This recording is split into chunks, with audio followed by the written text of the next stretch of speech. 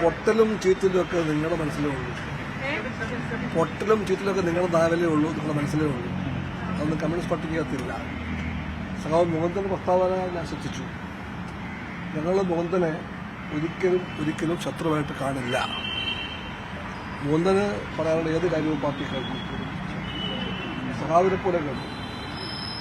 അതിന് പരിഹാരമുണ്ടാക്കാൻ പാർട്ടിക്ക് എല്ലാ മാർഗവും സ്വീകരിക്കാൻ പറ്റും. ഒരിക്കലും ഞങ്ങൾ മുകുന്ദനെ ഒരു ശത്രുവായിട്ടോ മറുഭാഗത്തെ ആളായിട്ടോ കാണില്ല.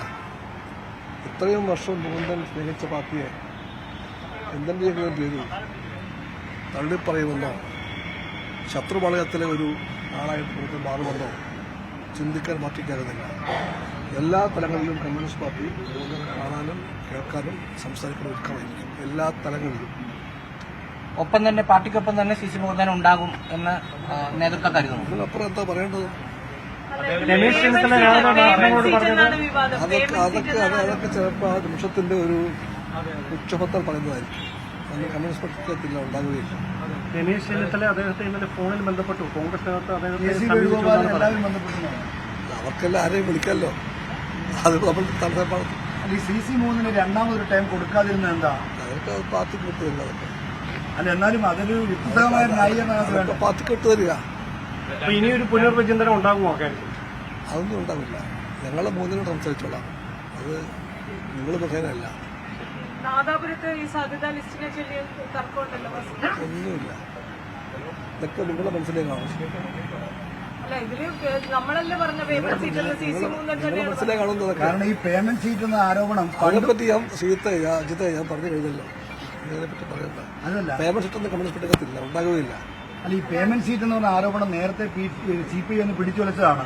അപ്പോൾ രണ്ടാമത്തെ പേയ്മെന്റ് സീറ്റും കമ്മ്യൂണിസ്റ്റ് പാർട്ടിക്കകത്ത് ഉണ്ടാവുകയില്ല.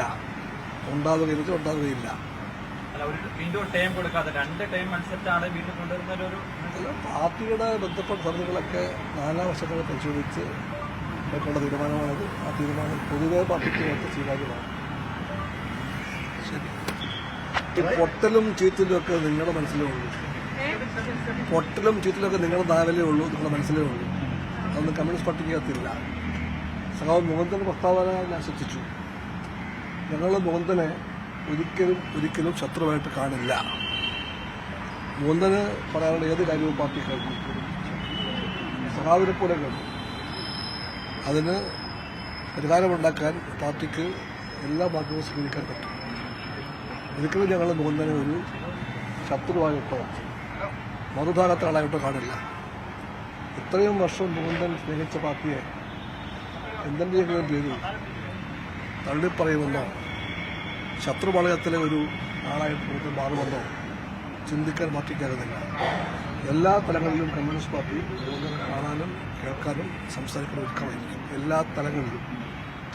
ഒപ്പം തന്നെ പാർട്ടിക്കൊപ്പം തന്നെ സി മുകുന്ദൻ ഉണ്ടാകും എന്ന് നേതൃത്വം കരുതുന്നു. ഇതിനപ്പുറം എന്താ പറയേണ്ടത്? രമേശ് ചെന്നിത്തല അതൊക്കെ ചിലപ്പോൾ ആ നിമിഷത്തിന്റെ ഒരു ഉച്ചപത്തൽ പറയുന്നതായിരിക്കും. അന്ന് കമ്മ്യൂണിസ്റ്റ് പാർട്ടിക്കകത്തില്ല, ഉണ്ടാകുകയില്ല. രമേശ് ചെന്നിത്തല അദ്ദേഹത്തെ ഇന്നലെ ഫോണിൽ ബന്ധപ്പെട്ടു. കോൺഗ്രസിനകത്ത് അവർക്കെല്ലാം ആരെയും വിളിക്കാമല്ലോ. അത് നമ്മൾ തടസ്സപ്പാട് CC3 രണ്ടാമതൊരു ടൈം കൊടുക്കാതിരുന്നത് എന്താ? അതൊക്കെ പാർട്ടിക്ക് വിട്ട് തരിക. അതൊക്കെ അല്ല, എന്നാലും അതൊരു യുക്തമായ ന്യായീകരണം പാർട്ടിക്ക് വിട്ട് തരിക. ഇനിയൊരു പുനർവിചിന്തനം ഉണ്ടാകുമോ? അതൊന്നും ഉണ്ടാവില്ല. ഞങ്ങളെ മൂന്നിനോട് സംസാരിച്ചോളാം. അത് നിങ്ങൾ മുഖേനല്ല. ഒന്നുമില്ല. ഇതൊക്കെ നിങ്ങളുടെ മനസ്സിലേക്ക് കാണും. മനസ്സിലേക്ക് കാണുന്നത്. കാരണം ഈ പേയ്മെന്റ് സീറ്റ് എന്ന ആരോപണം അതിനെപ്പറ്റി ഞാൻ അജിത്തെ ഞാൻ പറഞ്ഞു കഴിഞ്ഞല്ലോ.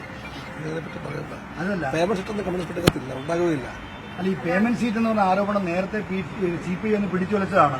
അപ്പോൾ രണ്ടാമത്തെ പേയ്മെന്റ് സീറ്റും കമ്മ്യൂണിസ്റ്റ് പാർട്ടിക്കകത്ത് ഉണ്ടാകുകയില്ല.